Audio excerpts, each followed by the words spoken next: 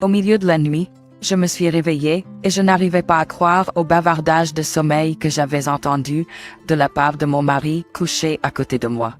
« Iris, je t'aime. » Il a dit. « Iris, qui est-elle? » Qui est Tolfkan. Après cela, je n'ai pas pu dormir du tout. Le jour suivant, mon mari est sorti de la maison avec un visage innocent. Je l'ai suivi tranquillement. À ma grande surprise, la scène qui se déroulait devant moi était déchirante. Il y avait une femme et un enfant d'environ 1 an. « Iris, désolé de t'avoir fait attendre, » il a dit. Et sans aucun doute, mon mari a appelé le nom que j'ai entendu la nuit dernière. Sans que je m'en rende compte, je hurlais dans le dos de mon mari. « Je m'appelle Mali, j'ai dit. Je suis une femme au foyer de 30 ans. Il y a 5 ans que nous nous sommes mariés. Juste le mois dernier, j'ai eu 30 ans et récemment, j'ai commencé à penser à avoir un enfant. Mais j'ai pas pu me résoudre à le lui dire, parce que uniquement Carl semblait très occupé. Depuis l'année dernière, il a été affecté à un projet important au travail et son temps supplémentaire a considérablement augmenté. Apparemment, il est un entrepreneur, mais s'il réussit bien dans ce projet, ils envisagent de lui proposer un poste permanent. Il avait l'air de trouver de la satisfaction dans son travail, allant travailler avec énergie tous les jours. C'est indéniablement une bonne chose qu'il soit positif à propos de son travail, mais honnêtement, je me suis sentie un peu seule. Même les dîners que nous avions toujours ensemble lorsque nous étions de nouveau mariés se sont maintenant transformés en une routine où je mange souvent seule. Même si je prépare un repas pour Carl et que je le place sur la table, il dit souvent des choses comme « Je viens déjà de manger, alors je n'en ai pas besoin ». Aujourd'hui n'a pas fait exception. Dès qu'il est rentré à la maison, il a regardé les assiettes sur la table et a dit, comme s'il se souvenait, « Oh, je n'ai pas besoin de dîner aujourd'hui. J'ai déjà mangé, hein, encore? Si tu manges dehors, tu pourrais au moins me le faire savoir, » ai-je murmuré. Je l'ai préparé avec beaucoup d'efforts. Lorsque je l'ai murmuré, il a répondu, « En fait, tu n'as plus besoin de préparer le dîner. » C'est fastidieux de te le dire à chaque fois et ce n'est pas une utilisation judicieuse de l'argent, n'est-ce pas? Fine, pas une utilisation judicieuse. Si c'est le cas, ne devrais-tu pas réduire tes repas à l'extérieur? Ensuite, pour une raison quelconque, il a dit d'une voix perplexe, « Manger dehors ?» J'ai soupiré et répondu, « Oui, j'ai déjà mangé, en voulant dire que tu as mangé de la nourriture à l'extérieur, non? » Puis, pour une raison quelconque, il a dit d'une voix hésitante, « Ah, oui, c'est vrai. » Donc à partir de maintenant, avant que je puisse terminer, il m'a coupé la parole, disant, agacé, « Eh bien, je ne peux rien y faire, Burris, c'est la cause des obligations sociales. » Il a commencé à parler de manière incohérente et s'est dirigé vers la chambre. S'il s'inquiète des dépenses, la solution la plus rapide serait d'arrêter de manger dehors, non? Oh, je me demande si d'autres femmes sont confrontées aux habitudes de restauration de son mari. En premier lieu, il travaille dur tous les jours, son revenu ne devrait pas être si bas. Nous n'avons pas de compte bancaire commun, donc je ne connais pas les détails, mais les travaux en matière de dépenses à ce stade semblent étranges. Malgré ma frustration de y penser, une pensée m'a soudain traversé l'esprit. Peut-être, juste peut-être, il veut aussi avoir un enfant bientôt. C'est pourquoi il travaille si dur, visant à devenir un employé permanent. Si c'est le cas, ça a du sens qu'il veuille économiser sur les dépenses de vie. J'ai secrètement Si c'est la situation, la meilleure chose que je puisse faire maintenant est de le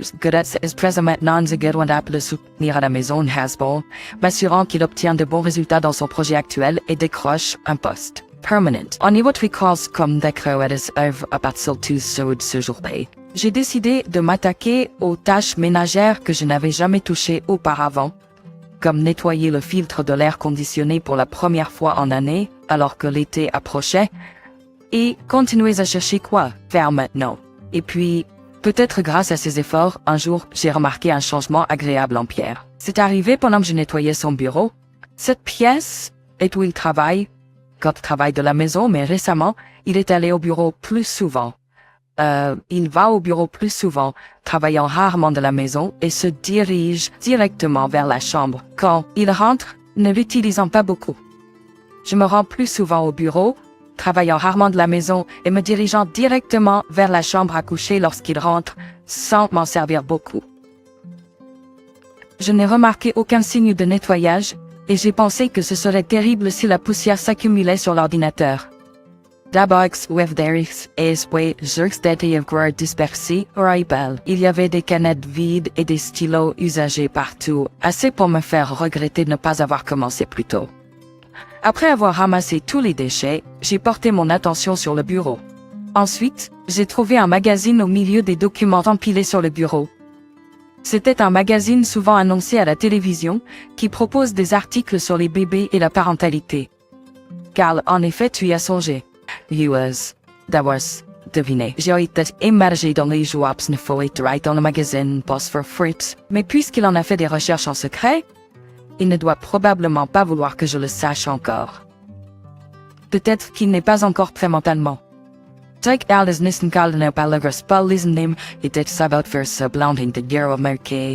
En pensant ainsi, j'ai rangé le magazine entre les piles de documents où il se trouvait à l'origine.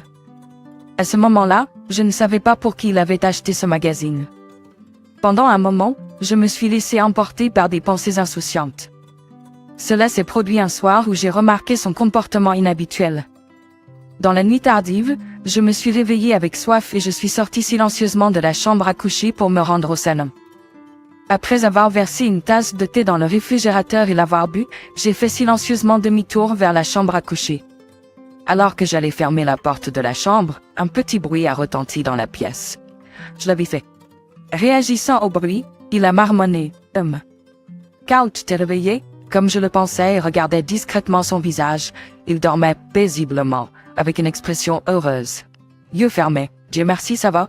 Au moment où je m'apprêtais à me coucher en me sentant soulagée, j'ai entendu quelqu'un. Iris. Eh bien, je l'ai pensé dans ma tête. C'était qui, ce nom tout à l'heure? Donc, dans ma tête, je me suis demandé, c'était qui, ce nom tout à l'heure? Pendant que je continuais à le fixer gelé, il a continué à dire quelque chose d'incroyable. Iris, je t'aime, et cet enfant. C'était pas une méprise. Mon mari l'a dit clairement qu'il aime cette femme qui s'appelle Iris. J'allais réveiller Carl, en plaçant ma main sur sa couverture, mais au dernier moment, j'ai à peine repris mes esprits. Ce n'est pas utile de le réveiller maintenant. Cela ne dépassera pas le discours de rêve. Peut-être y avait-il une telle scène dans une pièce de théâtre ou un anime et cela l'a influencé. C'est juste un rêve, l'inconscient inconnu, je ne peux en être sûr qu'en voyant la vérité de mes propres yeux. Avec un esprit à moitié incrédule, à moitié doutant, je suis retourné dans mon lit. Au fait, Carl a mentionné qu'il doit travailler demain. Je ne le suspecte pas, mais je ne peux plus lui faire confiance non plus. Si rien ne s'est produit, d'accord, c'est bon, je l'ai décidé. Seul j'ai pris une certaine résolution dans l'obscurité. Le lendemain, il a arrêté l'alarme avec un visage désinvolte. Je suis revenu à la réalité avec le bruit retentissant de l'alarme. Après tout, je n'ai pas pu dormir du tout et j'ai été perdu dans mes pensées, réfléchissant à ceci et cela. Sans faire attention à moi, il s'est préparé rapidement pour partir. J'ai étiré largement pour combattre la somnolence qui m'a frappé après l'avoir oublié et je me suis dirigé vers le lavabo. Tu es réveillé aussi? Tourne the corset. Ami, tu peux dormir plus longtemps? En me trouvant dans le miroir au-dessus du lavabo, Pierre a dit cela. C'est beau. Je me suis réveillée toute la nuit. Du milieu de la nuit, je me suis dit ça dans mon esprit et j'ai observé mon mari. En boutonnant la chemise de son costume et en arrangeant ses cheveux, la scène était la même que lorsqu'il partait travailler. Comment est-ce la maison? Je vais partir maintenant. Lorsque la porte d'entrée s'est fermée, cela semblait allumer mon esprit combatif comme un signal de départ. Dans la précipitation, je me suis changée et je l'ai suivi hors de la maison. Alors que je descendais les escaliers, je l'ai vu quitter l'immeuble. Bon, je l'ai rattrapé. J'ai mis mon chapeau que je tenais fermement et je l'ai suivi en silence. Quelqu'un s'était écoulé. Oui, je n'ai pas pu m'empêcher de laisser échapper un petit soupir. Il a tourné dans la mauvaise direction, à l'opposé de la gare. Le bus n'est pas dans cette direction. Avant que je ne puisse m'arrêter, la scène se déroulait devant mes yeux. Carl. Bonjour. Elise Duckherf, Silbert, et puis Carl, sans aucun doute, a appelé le nom que j'ai entendu la nuit dernière. Tout devant moi est devenu noir. Qui est cette femme? Qui est ce bébé? Soudain, ce magazine m'est venu à l'esprit. Pourrais-je dire que le magazine est pour cet enfant? Carl, avant que je puisse y penser, ma bouche criait dans son dos. Pas, Mélis. Alors qu'il se retournait, Ses yeux s'élargissaient de choc. Contrairement à lui, la femme le regardait avec des yeux grands ouverts. « Je suis la femme de Carl. Ravi de vous rencontrer. Et so, monsieur dit, pas la femme des airs, Ben et Young. » En réalisant la situation, je pouvais voir la couleur lui quitter le visage. « Non, c'est pas ce que ça a l'air. » Je m'y prenais. Même si je n'avais rien dit, il a commencé à s'expliquer frénétiquement. C'est une stagiaire au travail. Nous avons un travail plus tard. Oui, c'est pour le travail. Face à leur explication désespérée, j'ai calmement commencé à souligner les incohérences. Travail, dites-vous? Pourtant, vous n'êtes pas en costume, et vous avez même apporté un bébé. Ah, notre entreprise autorise les tenues décontractées. Et il y a une crèche, non, Carl? Ouais, c'est ça. Oh, vous semblez assez proche, en vous appelant par vos prénoms. Comme je l'ai dit, la femme a semblé se rendre compte de son erreur et a détourné le regard. De plus, je n'étais pas au courant que son entreprise autorisait les tenues décontractées, et avait même une garderie. Je travaillais là-bas jusqu'à environ 5 ans auparavant, tu vois. J'ai dit avec un sourire exagéré, ce qui a fait que la femme a baissé les yeux, et a pensé que je ne savais pas que l'emplacement du bureau avait changé. Je pensais vraiment qu'il était dans la direction opposée. Non, tu as mal compris. Il avait vu Carl avec une femme et un bébé. J'ai supposé qu'ils avaient un rendez-vous, et j'avais raison. Mais je ne m'attendais pas à ce que cette femme soit la femme de Carl. J'ai ressenti un pincement de sympathie pour la femme, mais je ne pouvais pas m'empêcher d'être curieux de la situation. J'ai décidé de confronter Carl à ce sujet plus tard. Pour l'instant, j'avais besoin de me concentrer sur la tâche à accomplir. J'ai pris une grande inspiration et je suis entré dans la salle de réunion. Les clients étaient déjà attendant de me voir. Je les ai salués avec un sourire chaleureux et j'ai commencé la présentation. J'ai fait de mon mieux pour chasser les pensées de Carl et de sa femme de mon esprit, mais c'était difficile. Je ne pouvais pas me débarrasser de ce sentiment d'inconfort. Je savais que je devais aborder la question avec Carl tôt ou tard, mais pour l'instant, je devais me concentrer sur mon travail. Je ne pouvais pas laisser ma vie personnelle affecter ma vie professionnelle. À la réunion, je me suis approché de Carl. Il avait l'air nerveux alors que j'approchais. « Nous devons parler, dis-je, en gardant ma voix stable. » Il a hoché la tête et nous sommes passés à côté. « Qu'est-ce qui se passe avec toi et cette femme? » Il a grand droit au but. Il a regardé le sol, évitant mon regard.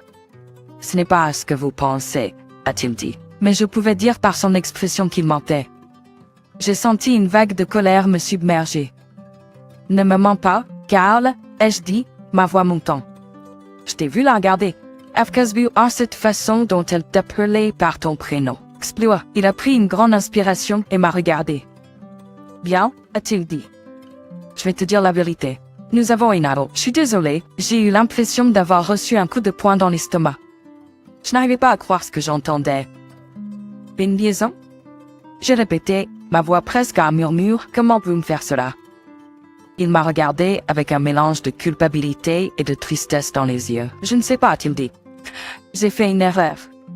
Je suis désolé, mais j'ai secoué la tête, sentant des larmes piquer, mais je ne peux pas croire que tu ferais une chose pareille, ai-je dit. Après tout ce que nous avons traversé, il a tendu la main pour me toucher, mais je me suis éloigné. Ne touche pas, ai-je dit. J'ai fait un dan. J'ai tourné les talons et suis parti le laissant là tout seul. Et je n'arrivais pas à y croire. Carl, mon partenaire, mon ami, m'avait trahi de la pire des façons. Je me sentais comme si mon monde entier avait été bouleversé. Je ne savais pas quoi faire ou à qui me confier. Je savais juste que j'avais besoin de m'éloigner de là. J'avais besoin de me vider l'esprit et de décider quoi faire ensuite. Je suis sorti du bâtiment et j'ai hélé un taxi. J'ai donné l'adresse au chauffeur et je me suis penché en arrière sur le siège, me sentant engourdi. Je ne savais pas comment je allais annoncer à ma famille et à mes amis. Je ne savais pas comment je allais faire face au monde à nouveau. Tout ce que je savais, c'était que j'avais besoin de temps pour traiter ce qui s'était passé. J'avais besoin de temps pour pleurer la perte de ma relation et pour comprendre comment avancer. Je savais que ce ne serait pas facile, mais j'étais déterminé à passer à travers. Je devais. Il n'y avait pas d'autre choix. Alors que le taxi traversait la ville, j'ai regardé les bâtiments et les gens passer devant moi dans un brouillard. Je me sentais comme dans un rêve, comme si cela ne se produisait pas vraiment. Mais c'était. C'était trop réel. Et je savais que je devais l'affronter, peu importe à quel point cela pourrait être difficile. J'ai pris une profonde inspiration et j'ai regardé par la fenêtre. La ville était toujours là, toujours animée, et moi aussi j'étais toujours là, toujours vivant, toujours combattant. Et je savais que je continuerais à me battre, peu importe ce que la vie me réservait. Je continuerais d'avancer, de pousser en avant jusqu'à ce que j'atteigne l'autre côté. Et puis peut-être, juste peut-être, je serais capable de commencer à vivre à nouveau. Mais pour l'instant, j'avais besoin de temps. Du temps pour guérir, du temps pour pleurer, du temps pour comprendre qui j'étais sans Carl. Et donc j'ai fermé les yeux et laissé les larmes couler, sachant que c'était juste le début d'un long et difficile voyage. Lassant. Il avait vu Carl avec une femme et un bébé. Je supposais qu'ils se rencontraient, et c'était le cas. Mais je ne m'attendais pas à ce que cette femme soit l'épouse de Carl. J'ai ressenti un pincement de sympathie pour la femme, mais je ne pouvais m'empêcher d'être curieux de la situation. J'ai décidé d'affronter Carl à ce sujet plus tard. Pour l'instant, j'avais besoin de me concentrer sur la tâche à accomplir. J'ai pris une profonde inspiration et je suis entré dans la salle de réunion. Les clients étaient déjà là, attendant. Je les ai salués avec un sourire chaleureux et j'ai commencé la présentation. J'ai essayé de repousser les pensées concernant Carl et son épouse hors de mon esprit, mais c'était difficile. Je ne pouvais pas me débarrasser de ce sentiment d'inconfort. Je savais que je devais aborder la question avec Carl tôt ou tard, mais pour l'instant, j'avais besoin de me concentrer sur mon travail. Je ne pouvais pas laisser ma vie personnelle affecter ma vie professionnelle. Après la réunion, j'ai approché Carl. Il avait l'air nerveux quand je me suis approché de lui. Nous devons parler, ai-je dit en gardant ma voix stable. Qu'est-ce qui se passe avec toi et cette femme, ai-je demandé, un endroit au but. Il a regardé vers le sol, évitant mon regard. Ce n'est pas ce que tu penses, a-t-il dit. Mais je pouvais dire à son expression qu'il mentait. J'ai senti une vague de colère m'envahir. Ne me mens pas, Pierre, ai-je dit, ma voix montant. Je t'ai vu la regarder. J'ai entendu la façon dont le Toppers Plano. Explique-toi. Il a pris une grande inspiration et a levé les yeux vers moi. D'accord, a-t-il dit, je vais te dire la vérité. Nous avons une liaison, désolé. J'ai eu l'impression de m'être fait frapper au ventre. Comment as-tu pu me faire ça? Il m'a regardé avec un mélange de culpabilité et de tristesse dans les yeux. Je ne sais pas, a-t-il dit. J'ai merdé, désolé, j'ai secoué la tête, sentant des larmes me monter aux yeux. Je ne peux pas croire que tu aurais pu faire une chose pareille. Après tout ce que nous avons traversé. Il a tendu la main pour me toucher, mais je me suis éloignée. Ne le sais pas. Je ne veux pas l'entendre. Je me suis retournée et j'ai marché, le laissant là tout seul.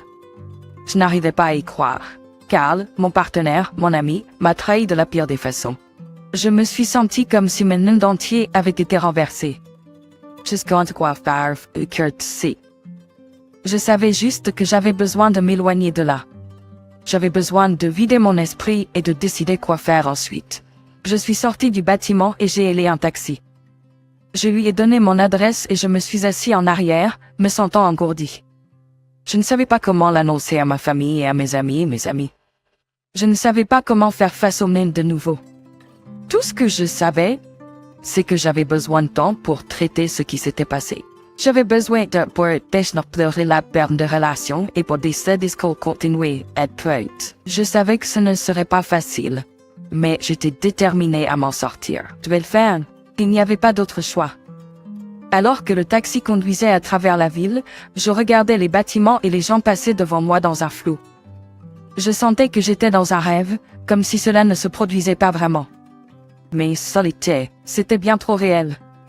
Et je savais que je devais l'affronter, peu importe à quel point cela pourrait être difficile. J'ai pris une grande inspiration et j'ai regardé par la fenêtre. La ville était toujours là, toujours animée. Et moi aussi, j'étais toujours là, toujours en vie, toujours en train de me battre. Et j'espérais que je Je continuerai d'avancer, de le pousser, jusqu'à ce que j'atteigne l'autre côté. Et ensuite, peut-être, juste peut-être, je pourrais recommencer à vivre. Mais pour l'instant, j'avais besoin de temps.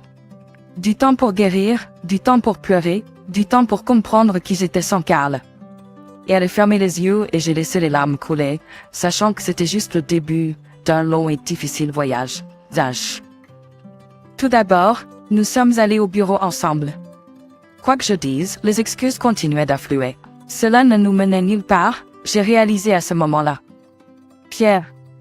Les enfants sont des êtres innocents, me disant la vérité incontournable sans mensonge.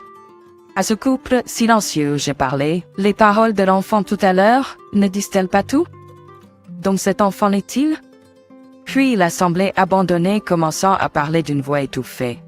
Cet enfant est à moi. Iris est, comme je l'ai dit plus tôt, une junior de l'entreprise. L'année dernière, elle est tombée enceinte, et donc, cet enfant est né l'année dernière. C'est pourquoi cela a été agité depuis l'année dernière, en s'occupant de l'enfant, et je ne pouvais pas rentrer facilement à la maison. Je m'excuse. Au lieu de travailler les heures supplémentaires ou le week-end, j'étais en fait chez elle, m'occupant de l'enfant. C'est pourquoi il a semblé apprécier d'aller travailler. C'est pourquoi il a dit qu'il n'avait pas besoin de dîner. Je me souviens qu'il y a des jours où il ne s'est pas douché en rentrant. Toutes les pointillés se sont connectés dans ma tête. Mais malgré cela, que ce homme essaie-t-il de dire? Que s'excuse-t-il? Quand s'excusera-t-il pour m'avoir trahi? Alors que je restais silencieuse, réfléchissant à ses pensées, il a continué. Mais je veux assumer mes responsabilités et élever correctement l'enfant en tant que parent. Excusez-moi? Je n'ai pas pu m'empêcher de laisser échapper un cri, ne pouvant plus le supporter. Je ne comprenais absolument rien à ce qu'il disait. Je ne savais même pas par où commencer pour l'affronter. Et je suis partie. Je pouvais entendre sa voix pathétique dire « Attends une minute » derrière moi alors que je m'éloignais rapidement.